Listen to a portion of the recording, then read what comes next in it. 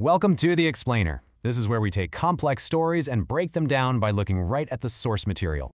So can a simple legal technicality actually cost you your home? I mean, really? Well, this isn't some hypothetical. For one homeowner in Idaho, it turned into this incredibly intense legal fight. Let's get right into it. Okay, just picture this for a second. You have what you know is bombshell evidence, the thing that could win your case, and the court just refuses to even look at it. Seriously, that is the absolute core of this story.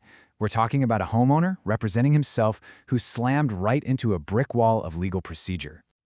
So first up, we've got to look at how a really critical piece of evidence got kicked out of the case. This one move basically sets the stage for everything that follows. All right, so this quote right here, this is the court's official reason for ignoring the homeowner's evidence. And get this, it has nothing to do with what the evidence says. It's all about timing.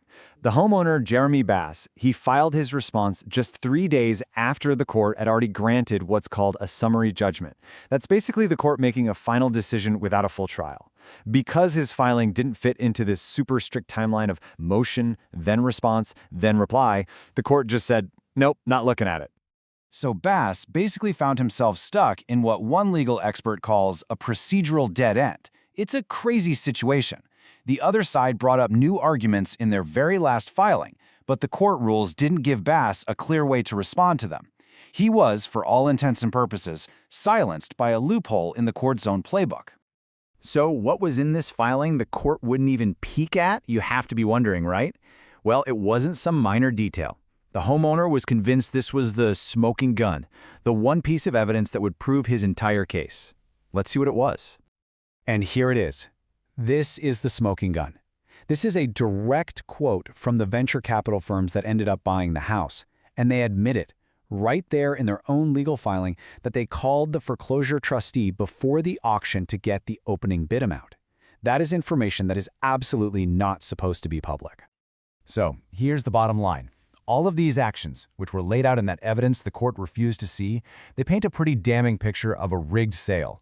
Think about it. They didn't just know the opening bid. They showed up with checks already printed for the exact final price, down to the penny. I mean, that strongly suggests they knew the final outcome before a single public bid was ever made. Okay, to really grasp why these allegations are such a big deal, we need to take a quick step back and look at how this whole foreclosure thing is supposed to work. So, this non-judicial process in Idaho, it's really designed to be fast and efficient. But that speed depends on one huge if. Everything, and I mean everything, hangs on the integrity of Step 3, that the public auction is genuinely fair and open, where every bidder is on a level playing field. And this chart, wow, it really lays it all out, doesn't it? On one side, you have the ideal, an open, competitive auction where the market decides the price. On the other side, you have what's being alleged here, a private, coordinated deal, one where insider information gave a single bidder a massive unfair advantage, which, totally defeats the whole purpose of a public sale.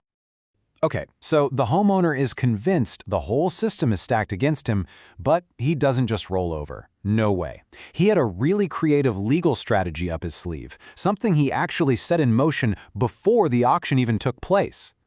He signed a 2-year lease with a tenant. But this was no ordinary rental agreement. Oh no, this was a brilliantly constructed legal document, basically a landmine, designed to create a catch-22 for whoever ended up buying the house at that foreclosure sale.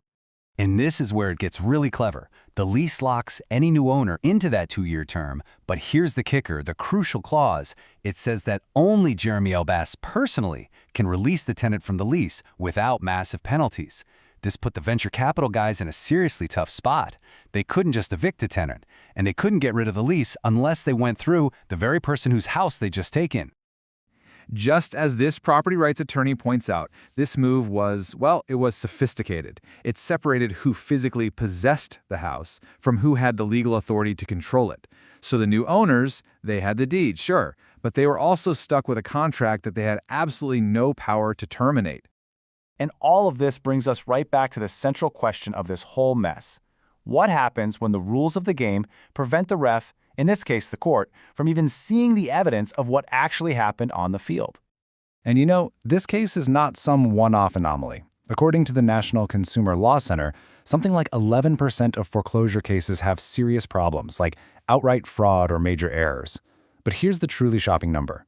Less than 1%, 0.8%, ever get a full review by an appeals court. What that number tells us is that there are these procedural choke points all over the system.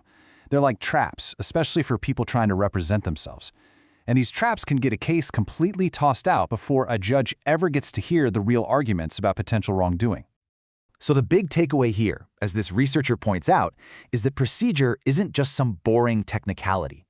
In a case like this one, the rules about how and when you file paperwork can literally become more important than the evidence of fraud itself.